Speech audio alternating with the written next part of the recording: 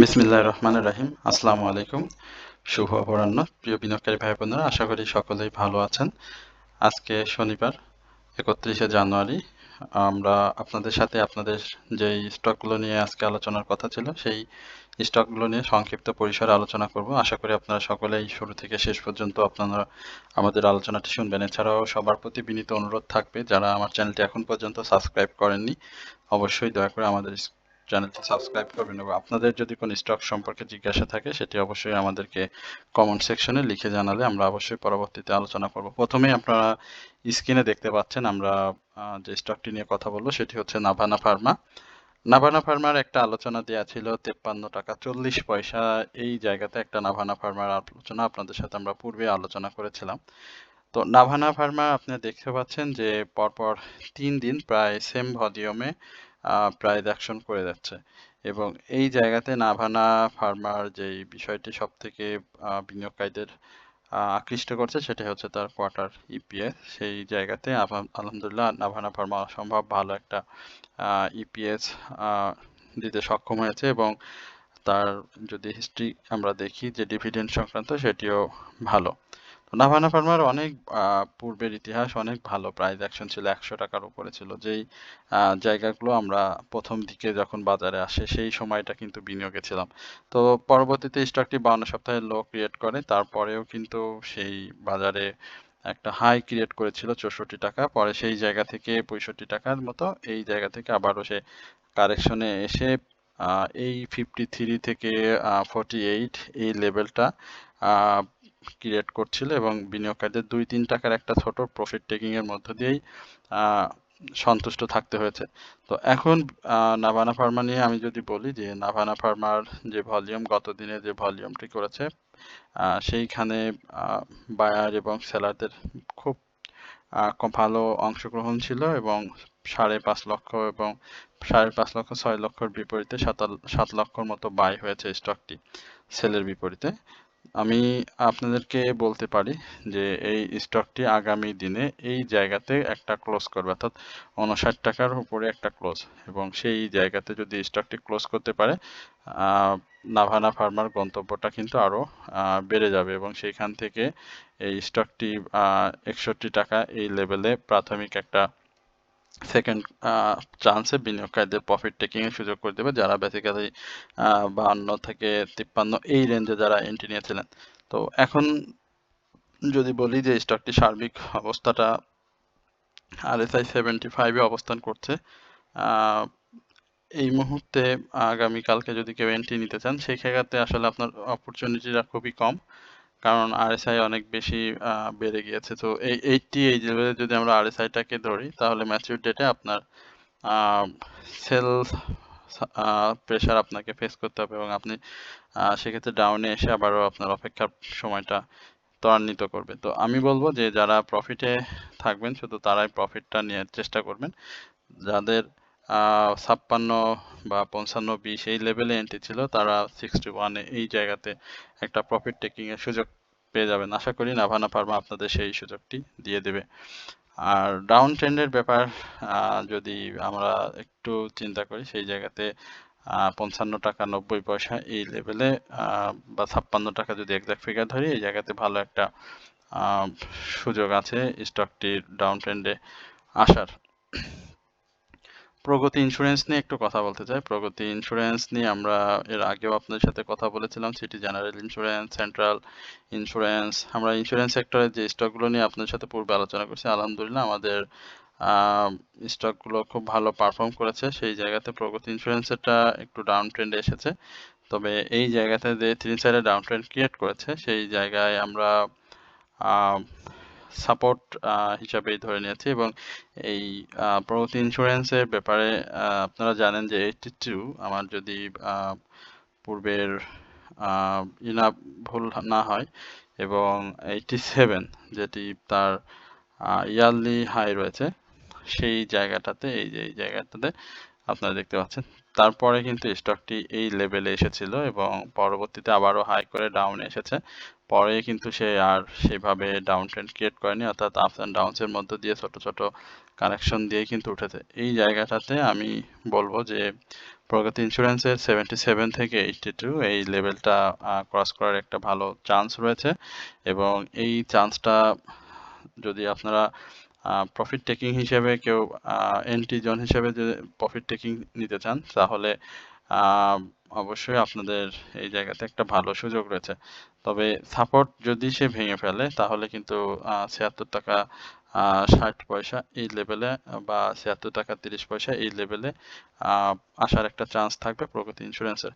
তো আশা করি আপনারা প্রগতি ইন্স্যুরেন্সের সার্বিক যে বিষয়গুলো রয়েছে সেগুলো বিচার বিশ্লেষণ করে আপনারা প্রগতি ইন্স্যুরেন্সে এন্ট্রি নেবেন, এবং 82 এবং 80 এই জায়গাগুলো 80 থেকে 82 এই জায়গাগুলো যদি সে শক্তিশালী মুভমেন্ট নিয়ে ক্রস করতে পারে, তাহলে 87 সে কিন্তু চোখের নিমিষেই ভেঙে ফেলবে, এবং সেখান থেকে হায়ার হাই ক্রিয়েট করে আবারও যদি আমি বলি যে 100 টাকার যে মুভমেন্ট, সেই মুভমেন্টে 100 টাকার দিকে সে তার প্রাইসটাকে নিয়ে যাওয়ার চেষ্টা করবে। এখানে যেটা যাদের হাতে সময় রয়েছে বা স্টক নিয়ে বেশি দৌড়াদৌড়ি করা বা স্টক চেঞ্জ করে আরেকটি স্টকে এন্ট্রি নেওয়ার মনোভাব খুব কম, সে সকল প্রিয় বিনিয়োগকারীদের জন্য আমি বলবো যে প্রগতি ইন্স্যুরেন্স এখন খুব ভালো জায়গায় রয়েছে। স্টকটির ডিভিডেন্ড হিস্ট্রি খুবই ভালো, স্টকও দিয়েছিল। তো আশা করি যে স্টকটি একটু সময় দিলে আবারও ভালো জায়গায় আপনাদেরকে নিয়ে যাবে। প্রিয় বিনিয়োগকারী ভাই বোনেরা, আপনারা সকলেই অবগত রয়েছেন যে আমরা আপনাদেরকে 3টি স্টকের সমন্বয়ে একটি ওয়াচলিস্ট সরবরাহ করছি, যেটি মার্কেটের আপনাদের পরিস্থিতি বিবেচনায় প্রফিট টেকিং এর সুযোগ থাকে, এবং এর বাইরে আমরা আপনাদেরকে মার্কেটের বিভিন্ন স্টক সম্পর্কে ব্যক্তিগত অ্যানালাইসিস, এছাড়াও স্টপ লস, অ্যাডজাস্টমেন্ট সহ মার্কেটের সর্বোপরি যে কোনো জিজ্ঞাসা আপনাদের থাকলে ব্যক্তিগতভাবে আমরা হোয়াটসঅ্যাপে আপনাদেরকে জানিয়ে দিই। এছাড়াও আমরা মার্কেটে যে নিউজগুলো থাকে, যেগুলো আপনারা হয়তো একটু দেরিতে পান বা আপনাদের জানতে একটু সময় লেগে যায়, সেই বিষয়গুলো আমরা আপনাদেরকে দ্রুত জানিয়ে দেওয়ার চেষ্টা করি। তো এই সকল বিষয়াদি আপনাদের আমরা একটা অনারিয়ামের মাধ্যমে দিয়ে থাকি, সেটি নামমাত্র সম্মানী, এবং যারা আমাদের সাথে সংযুক্ত রয়েছেন আলহামদুলিল্লাহ তাদের বিষয়ে যদি আমরা বলি যে তাদের ভালো সুযোগ রয়েছে, তো আমাদের সাথে ভালোভাবে সামনের দিনটাকে আরো সামনে নিয়ে যাওয়ার। তো আপনারা যারা এখনো আমাদের সাথে সম্পৃক্ত হননি বা আমাদের এই সার্ভিসের বিষয়টি হয়তো আপনাদের অনেকের জানা নেই, তো আপনারা যারা আমাদের সাথে সম্পৃক্ত হতে চান তারা অবশ্যই আমাদের সাথে যোগাযোগ করবেন। আমরা আপনাদেরকে বলবো যে পবিত্র ঈদ উল ফিতরকে সামনে রেখে আমরা ইন্ডেক্সের দিকে ফোকাস না করে স্টকের দিকে ফোকাস করে যেন আপনাদের দুই একবার ঈদের আগে বা আমরা দ্রুততম সময়ের মধ্যে যেন প্রফিট নিতে পারে, সে বিষয়ে আমরা আপনাদের সাথে কাজ করছি। অনেকে আমাদের সাথে রয়েছেন। তো যারা এখনো সংযুক্ত হননি, আমার এই ভিডিওর বার্তা যদি আপনাদের কাছে পৌঁছে থাকে, তাহলে অবশ্যই আপনারা আমাদের কমেন্ট সেকশনে একটি হোয়াটসঅ্যাপ নাম্বার পিন করা দেওয়া থাকবে। আমি নাম্বারটি তারপরও আপনাদের মুখে একবার বলে দিই, 0176858389 আমি আবারও বলছি 0176858389 এই নাম্বারটিতে আপনারা হোয়াটসঅ্যাপ করলে বা আমাদের কাছে কোনো বিষয় যদি আপনারা জিজ্ঞাসা থাকে সেটা করলে আমরা আপনাদেরকে আরো সুন্দরভাবে বিস্তারিত বলতে পারবো আশা রাখি। তো আপনারা এই ব্যাপারটি অবশ্যই মাথায় রাখবেন। এছাড়াও আমরা আপনাদের সাথে সর্বোপরি আমাদের যে বইটি রয়েছে সেটা নিয়েও কাজ করছি। তো সেটা আপনারা চাইলে আমাদের সাথে যোগাযোগের মাধ্যমে সেই ব্যাপারগুলো আরো বেশি পরিষ্কার হতে পারবেন।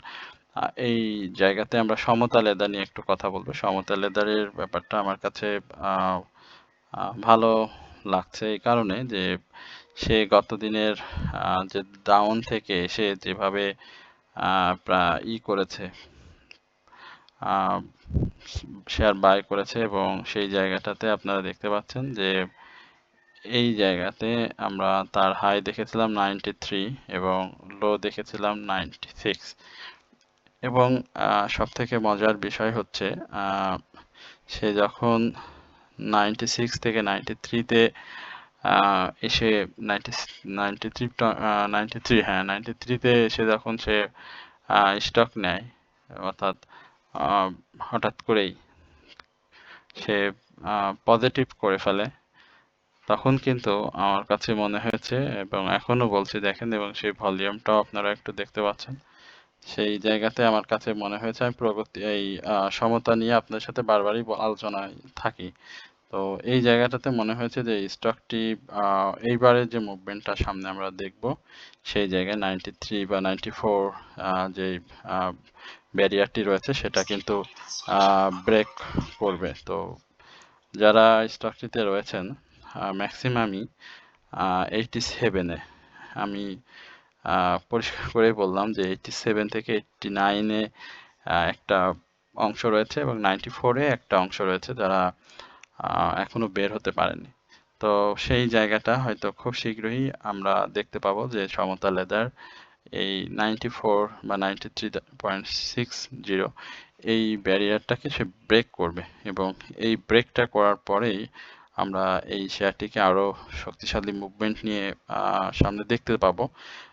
রিসেন্ট সমতা কিন্তু 78-এও ছিল ডিসেম্বরে, আপনারা দেখেছেন, সেখান থেকেও কিন্তু ভালো করেছে, 76-এ ছিল। তো সবকিছু মিলিয়ে আমি দেখেছি যে সমতার মধ্যে একটা ভালো সম্ভাবনা রয়েছে, এবং সমতা এই জায়গাগুলোতে আপনাদের একটা প্রফিট দেওয়ার জন্য তৈরি। যদি আপনারা বুঝে বাই করতে পারেন, ধাপে ধাপে বাই করতে পারেন, সাপোর্ট দেখে বাই করতে পারেন, তাহলে খুব সহজে এই স্টকটি থেকে প্রফিট নেওয়া সম্ভব।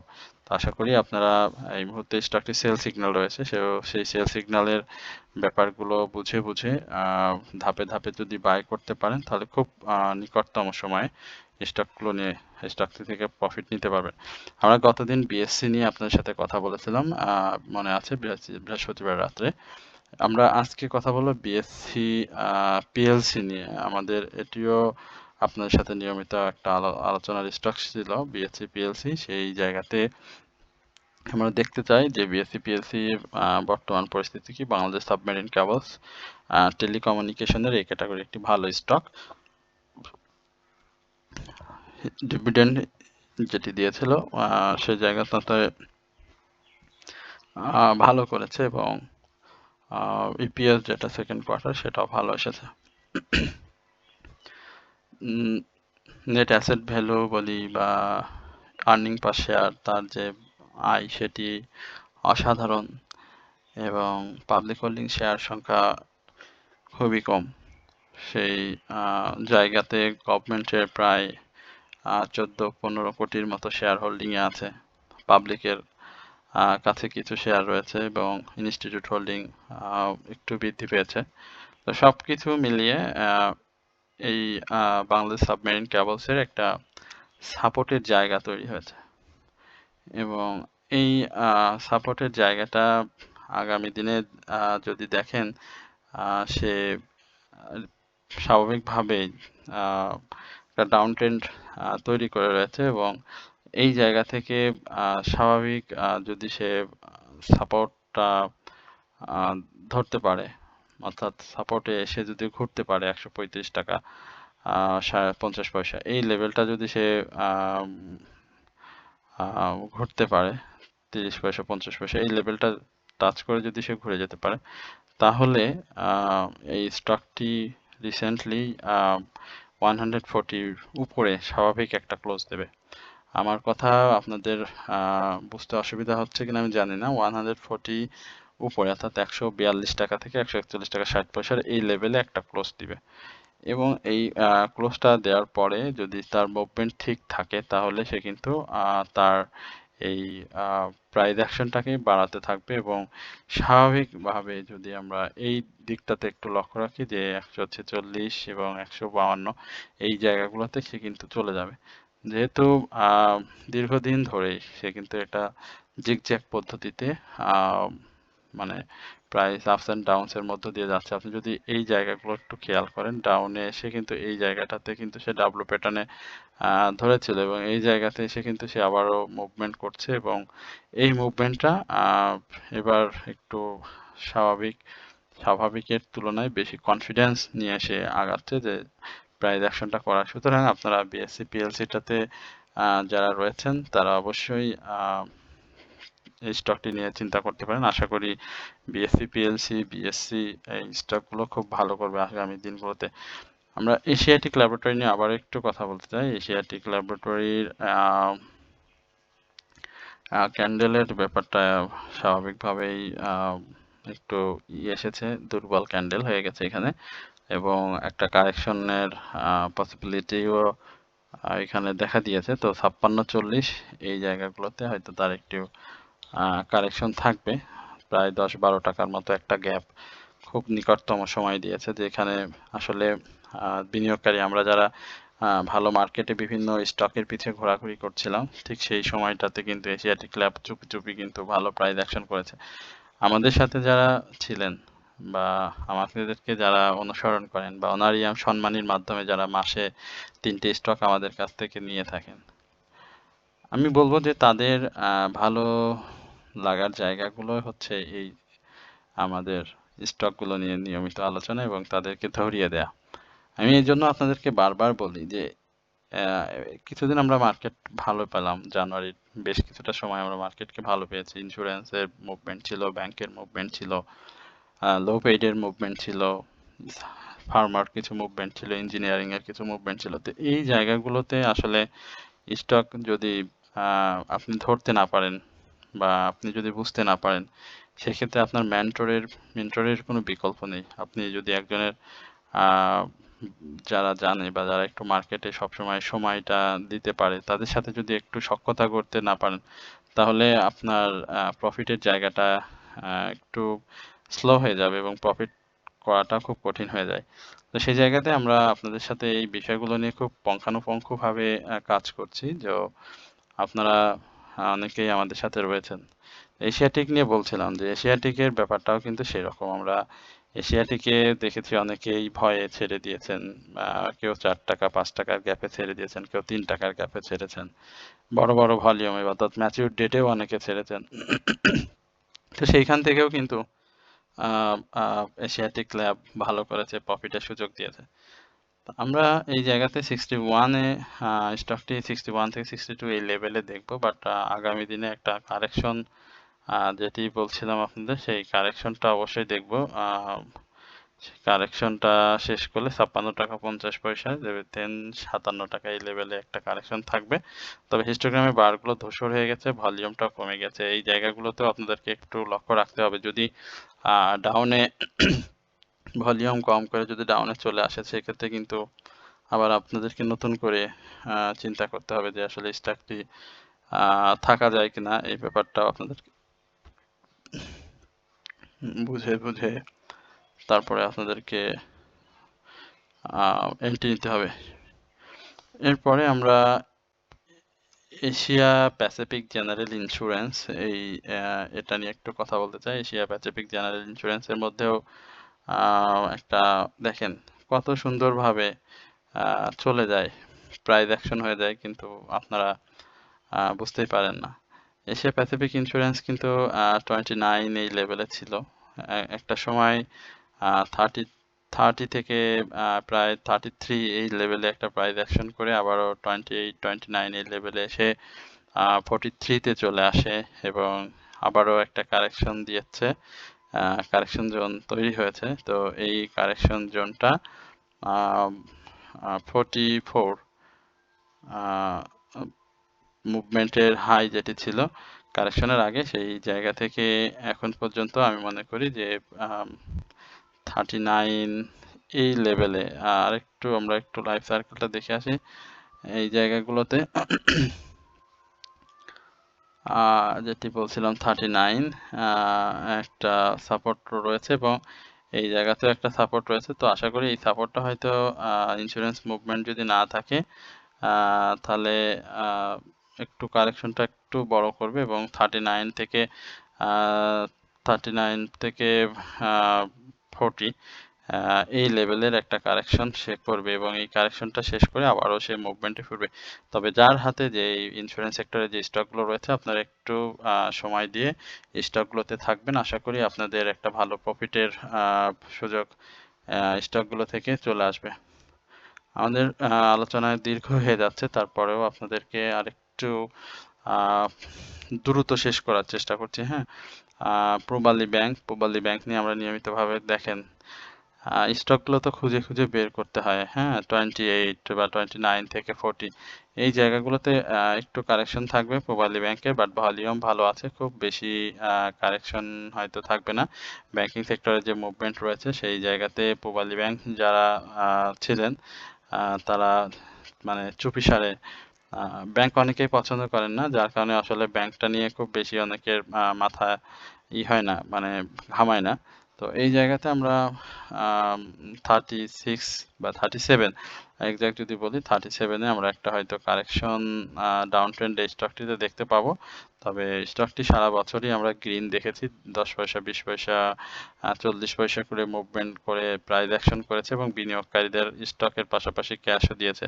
অসাধারণ একটি স্টক কিন্তু এই পূবালী ব্যাংক। আপনারা যারা পূবালী ব্যাংকে একটু বেশি সরে সময় দিতে পেরেছেন তারা কিন্তু বছরে 4 থেকে 5 বার প্রফিট নিয়েছেন। তো সেই জায়গাতে পূবালী ব্যাংক নিয়ে আমার খুব উচ্চাশা মানে উচ্চাকাঙ্ক্ষা ছিল এবং সেই জায়গাটাতে পূবালী ব্যাংক বিনিয়োগকারীদের সেই আশাটা পূরণ করেছে।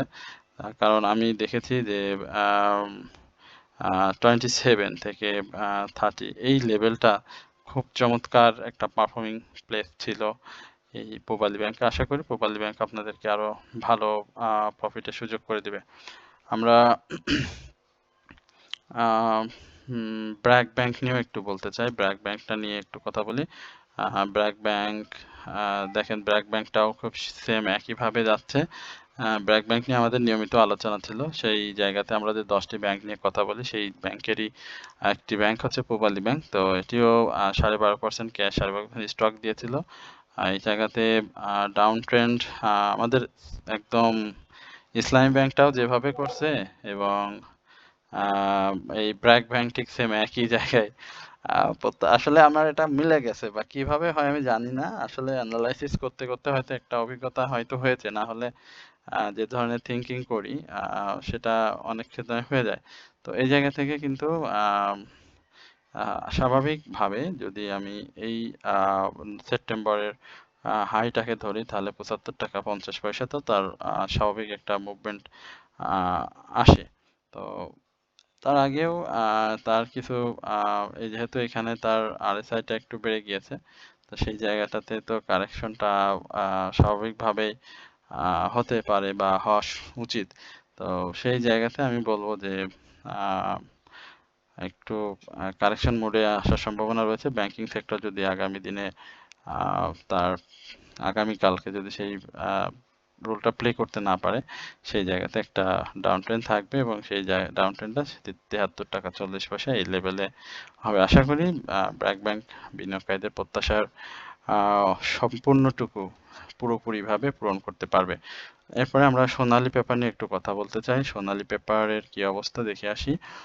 সোনালী পেপার ইপিএসটা খারাপ এসেছে, three insider down trend create করতে হয়। এই জায়গাতে আমরা 225 থেকে 226 একটা চমৎকার এন্ট্রি জোন হচ্ছে সোনালী পেপারে। যারা সোনালী পেপারে রয়েছেন ভয়ের কিছু নেই, দুই একটা ছোট্ট কারেকশন থাকতে পারে সোনালী ব্যাংকের ইপিএস এর কারণে, বাট সেটি খুব দ্রুতই সেই জায়গাটা কাটিয়ে আবারও ব্যাক করবে এবং হিতে বিপরীত হতে পারে, কারণ আমাদের মার্কেটে সবকিছুই হয়। সেই জায়গাতে সোনালী পেপারকেও ভয়ে সেল করা বা সেল প্রেশার ক্রিয়েট করে প্রাইসটাকে আরো বেশি ডাউনে নিয়ে আসার আমি কোনো প্রয়োজন আছে বলে মনে করছি না। সে খুব দ্রুতই ব্যাক করবে, মানে খুবই দ্রুত। এখানে আমি বলিনি সপ্তাহের কথা বা মাসের কথা, আমি কয়েক ঘন্টার কথা বলছি। দেন তারপরে সোনালী পেপারটা আবারও ভালো করবে। আশা করি আপনারা এই ব্যাপারগুলোকে একটু মার্ক করবেন। এরপর আমরা প্রগতি লাইফ নিয়ে কথা বলবো। প্রগতি লাইফ নিয়ে আমার বেশি কথা বলার দরকার নাই, কারণ প্রগতি লাইফটা আমি যত আলোচনা করেছি, যত এই স্টকে নিয়ে যত বক বক করেছি, আমার মনে হয় না যে আর এই স্টক মার্কেটে এটা নিয়ে আর কেউ বেশি আপনাদেরকে বলেছে। তো প্রগতি লাইফের ডাউন ট্রেন্ডটা যদি আমি বলি, সেই জায়গাতে বা আগেও বলেছিলাম এখানে এই জায়গাগুলো 215 210 এই লেভেলটাতে আসার সম্ভাবনা রয়েছে, বাট এখানে 240 থেকে 263 এই লেভেলে প্রগতি লাইফ প্রাইস অ্যাকশন করবে নেক্সট সময়গুলোতে। আর এসআই যে জায়গাতে রয়েছে এখান থেকে 85-এ একটা এই যে এই জায়গাগুলোতে সে যাবে। এইগুলো একটু মাথায় রাখতে হয় ভাই। এবং এই জায়গাগুলোতে যে প্রাইস অ্যাকশন ছিল সেখান থেকে কোথায় গিয়েছিল সেই জায়গাগুলো ধরলে একদম স্পষ্টভাবে অ্যানালাইসিস করতে সুবিধা হয় বা আপনাদেরও বুঝতে সুবিধা হয়। আশা করি প্রগতি লাইফ নিয়ে আপনাদের কোনো চিন্তা হয়তো করতে হবে না। মার্কেট পরিস্থিতি যেদিকেই যাক না কেন, অর্থাৎ ইন্ডেক্স পরিস্থিতি না বুঝে আমরা স্টক বাই ফোকাস করতে থাকি, তাহলে ইনশাল্লাহ আমাদের প্রফিটের জায়গাগুলো খুব সহজ হবে। তো আশা করি আপনারা সকলেই ধৈর্য সহকারে আলোচনা শুনেছেন এবং সবার প্রতি বিনীত অনুরোধ থাকবে অবশ্যই আপনারা আমাদের চ্যানেলটি সাবস্ক্রাইব করবেন এবং আপনাদের যদি কোনো স্টক সম্পর্কে জিজ্ঞাসা থাকে সেটা অবশ্যই আমাদের কমেন্ট সেকশনে লিখে আমাকে জানালে আমি পরবর্তী আলোচনায় অবশ্যই আপনার সাথে শেয়ার করতে পারবো।